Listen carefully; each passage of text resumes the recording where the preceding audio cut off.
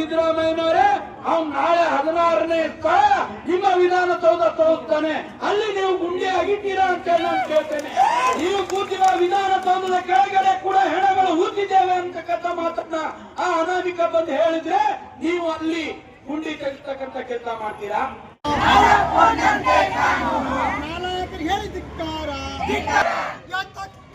ಹೋರಾಟ. ಜೈ ಶ್ರೀರಾಮ್, ಜೈ ಶ್ರೀರಾಮ್, ಜೈ ಶ್ರೀರಾಮ್, ಜೈ ಶ್ರೀರಾಮ್.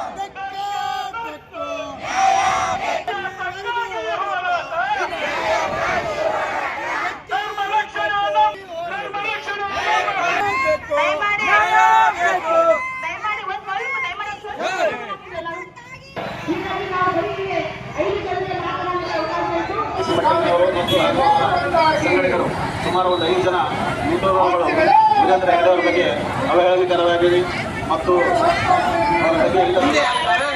ಅವರ ಹಿಂದೆ ಷಡ್ಯಂತ್ರ ಯಾರು ಮಾಡ್ತಾ ಇದ್ದಾರೆ.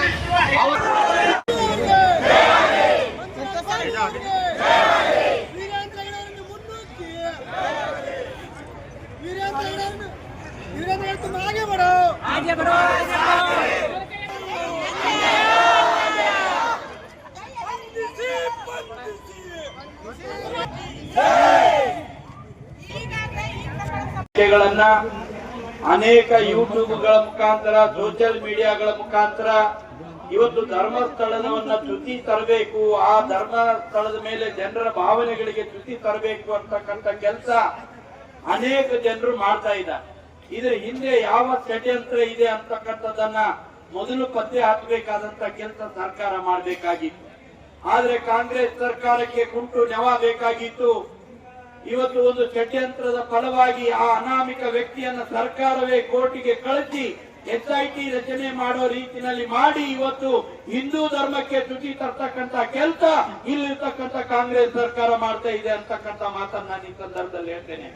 ಎಲ್ಲೆಲ್ಲಿ ಇಡೀ ಭಾರತ ದೇಶದಲ್ಲಿ ಕಾಂಗ್ರೆಸ್ ಪಕ್ಷ ಆಡಳಿತದಲ್ಲಿ ಇದೆಯೋ ಅಲ್ಲೆಲ್ಲಾ ಕಡೆಗೂ ಕೂಡ ಹಿಂದೂ ಧರ್ಮಕ್ಕೆ ಚ್ಯುತಿ ತರ್ತಕ್ಕಂಥ ಕೆಲಸ ಮಾಡ್ತಾ ಇದ್ದಾರೆ. ಅವನ್ ಯಾವನ್ರಿ ಅನಾಮಿಕ ವ್ಯಕ್ತಿ? ಅವನು ಯಾವ ಬುರುಡೆಯನ್ನು ಇಟ್ಕೊಂಡು ಬಂದ, ಅದು ಎಲ್ಲಿಂದ ತಗೊಂಡು ಬಂದಿದ್ದಾನೆ ಅಂತ ಹೇಳಿ ಲಾಕಪ್ ನಲ್ಲಿ ಹಾಕಿ 4 ವರ್ಷ ಅವನ ಕಡೆಯಿಂದ ಬಾಯಿ ಬಿಡಿಸಬೇಕಾಗಿತ್ತು ಪೊಲೀಸರು. ಅದನ್ನ ಮಾಡಲಿಲ್ಲ. ಅವನಿಗೆ ಮಂಪರು ಪರೀಕ್ಷೆ ಒಳಪಡಿಸಬೇಕಾಗಿತ್ತು, ಅದನ್ನು ಕೂಡ ಅವನಿಗೆ ಮಾಡಲಿಲ್ಲ. ಇವತ್ತು ಅವನು 13-14 ಕಡೆ ಜಗ ಹೇಳಿದಾನಂತ ಹೇಳಿ ಗುಂಡಿ ತೋಡೋ ಕೆಲಸ ಮಾಡ್ತಾ ಇದ್ದೀರಿ. ಸಿದ್ದರಾಮಯ್ಯನವರೇ ಅವ್ನು ನಾಳೆ 16ನೇ ಸ್ಥಳ ನಿಮ್ಮ ವಿಧಾನಸೌಧ ತೋರಿಸ್ತಾನೆ, ಅಲ್ಲಿ ನೀವು ಗುಂಡಿ ಆಗಿದ್ದೀರಾ ಅಂತ ಹೇಳಿ ನಾನು ಕೇಳ್ತೇನೆ. ನೀವು ಕೂತಿರುವ ವಿಧಾನಸೌಧದ ಕೆಳಗಡೆ ಕೂಡ ಹೆಣಗಳು ಹೂತಿದ್ದೇವೆ ಅಂತಕ್ಕಂಥ ಮಾತನ್ನ ಆ ಅನಾಮಿಕ ಬಂದು ಹೇಳಿದ್ರೆ ನೀವು ಅಲ್ಲಿ ಗುಂಡಿ ತೆಗಿಸ್ತಕ್ಕಂಥ ಕೆಲಸ ಮಾಡ್ತೀರಾ? ಅವ್ನು ಹೋಗಿ ಹೈಕೋರ್ಟಿನ ಕೆಳಗಡೆ ನಾವು ಹೂತಿದ್ದೀವಿ ಅಂತ ಹೇಳಿದ್ರೆ ಅಲ್ಲಿ ನೀವು ಗುಂಡಿ ತೆಗಿಸ್ತಕ್ಕಂಥ ಕೆಲಸ ಮಾಡ್ತಿದ್ದೀರಾ? ಇದ್ರ ಹಿಂದೆ ಕಾಣದ ಕೈಗಳಿದಾವೆ. ಈ ಧರ್ಮವನ್ನ ಅಳಿಬೇಕು ಅಂತಕ್ಕಂಥ ಕೆಲಸ ಮಾಡ್ತಾ ಇದ್ದಾರೆ. ಅಲ್ಲಿರ್ತಕ್ಕಂಥ ಜಿಲ್ಲಾಧಿಕಾರಿಗಳು, ಅಲ್ಲಿರ್ತಕ್ಕಂಥ ಪೊಲೀಸ್ ಅಧಿಕಾರಿಗಳು ಕೂಡ ಇದರಲ್ಲಿ ಶಾಮೀಲಾಗಿದ್ದಾರೆ. ಕಾಂಗ್ರೆಸ್ ನಾಯಕರ ಕುಮ್ಮಕ್ಕಿದೆ. ಈ ಕುಮ್ಮಕ್ಕಿನಿಂದ ಇವತ್ತು SIT ರಚನೆ ಆಗಿದೆ. SIT ರಚನೆ ಬಗ್ಗೆ ನಮಗೆ ತಕರಾರಿಲ್ಲ. ಆದ್ರೆ ಎಷ್ಟು ದಿವಸ ಈ SIT ಈ ರೀತಿಯ ಬುರುಡೆ ಮಾತನ್ನ ಕೇಳ್ಕೊಂಡು ನೆಲಗಳನ್ನ ಅಗಿತಾ ಹೋಗ್ತಾರೆ? ಅದಕ್ಕೆ ಇದನ್ನು ತಕ್ಷಣ ನಿಲ್ಲಿಸಬೇಕು. ಅವನಿಗೆ ಮಂಪರು ಪರೀಕ್ಷೆಗೆ ಒಳಪಡಿಸಬೇಕು. ಅವನ ಹಿಂದೆ ಇರ್ತಕ್ಕಂಥ ಕಾಣದ ಕೈಗಳು ಯಾವ್ಯಾವ ಇದಾವೆ ಅವುಗಳನ್ನ ತನಿಖೆ ಮಾಡಬೇಕು. ಮತ್ತು ಇದು ನಿಜವಾಗಿ ಈ ತನಿಖೆಯಿಂದ ಹೊರಗೆ ಬರಬೇಕು.